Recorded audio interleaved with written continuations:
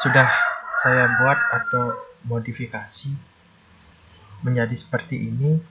Mungkin referensinya banyak sih bertebaran di internet ya. Nah, kali ini saya akan menjelaskan saja di mana di sini saya di panel awal mungkin saya akan berusaha untuk menampilkan keseluruhan dari dimensi gambarnya berapa, tingginya berapa. Nah, di sini tinggi gambarnya kita berikan array 0, sedangkan lebarnya kita beri nilai array 1. Nah, di mana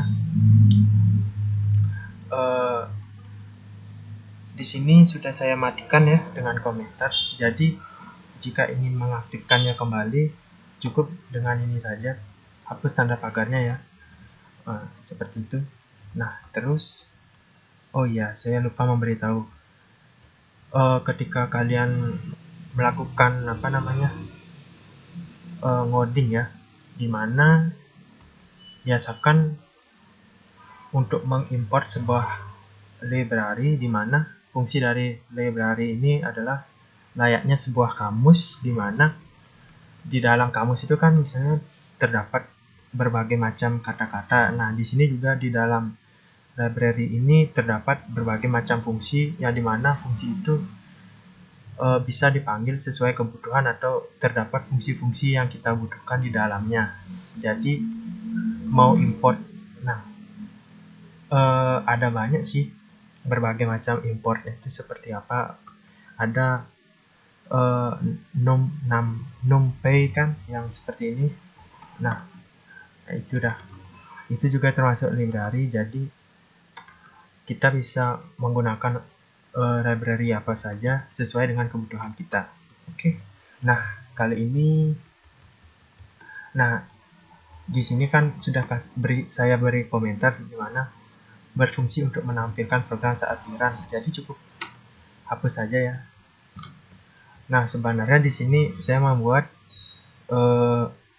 banyak sekali output ya untuk menampilkan. Jadi sengaja saya matikan dengan komentar biar kesannya tuh tidak seperti spam program ya. Nanti pas kita run itu muncul banyak gambar atau banyak hasil eksekusi. Jadi ya saya matikan saja dan saya akan panggil sesuai dengan kebutuhan. Nah, di bagian ini juga sebelumnya kita telah mendapat lebar gambar dengan fungsi image.shape. Jadi fungsi image.shape ini adalah untuk mendapatkan lebar dari ukuran gambar yang sudah mungkin panjang kali lebarnya ya, seperti itu. Nah, jadi seperti ini. Untuk yang pertama ya di bagian ini saja ya, di bagian ini saja. Nah, gimana?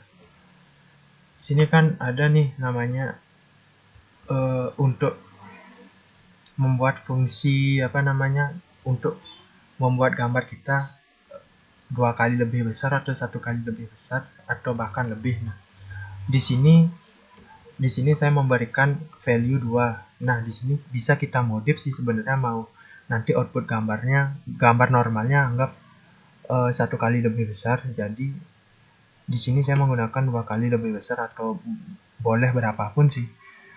Misalnya entah 3 atau di atas 2 boleh juga. Ini value yang saya berikan. Jadi dimana untuk untuk menentukan besar gambar itu, nah kita kan buat dahulu nih untuk gambar yang normalnya. Kemudian setelah itu kita buatlah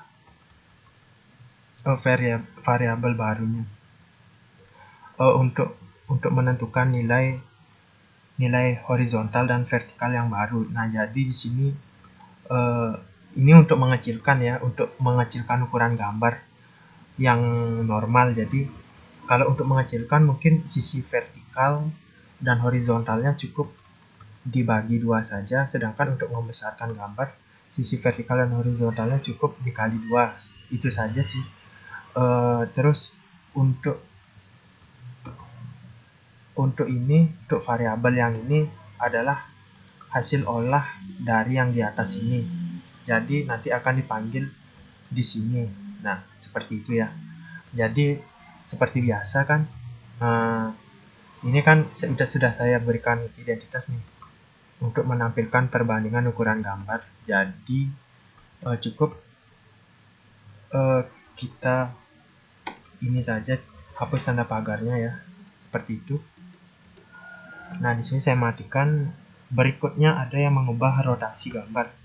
Caranya sih hampir sama ya.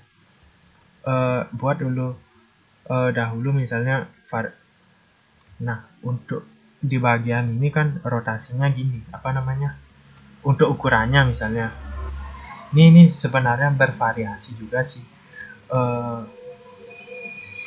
karena kita kan supaya output gambar kita lebih kecil sih ya, biar nggak terlalu besar gitu pas nanti di hasil setelah kita run itu ya. Ini boleh kita isi atau tidak. Jadi berikutnya di sini ada kita buat variabel rotasi sebanyak 4 kali. Mau sebenarnya boleh sih mau rotasi bisa kita tambahkan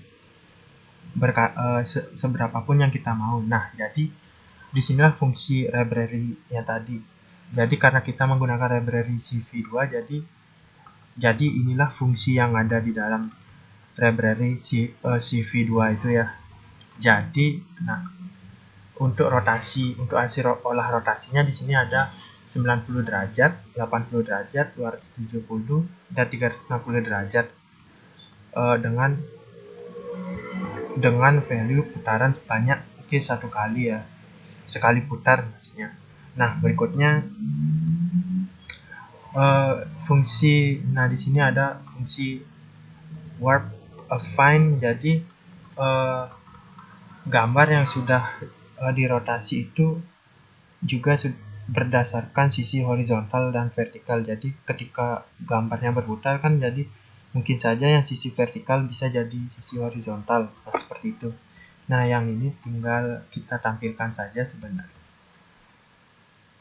Nah, setelah kita tampilkan sama, mungkin saya berikan komentar ya. Sebenarnya saya berikan komentar seperti itu tadi supaya tidak kesannya spam gambar gitu ya. Ini sebenarnya opsional, tapi sudah saya matikan. Tapi jika ingin menampilkan cukup hapus tanda pagar ini saja. Nah, berikutnya ada flip image, di mana ya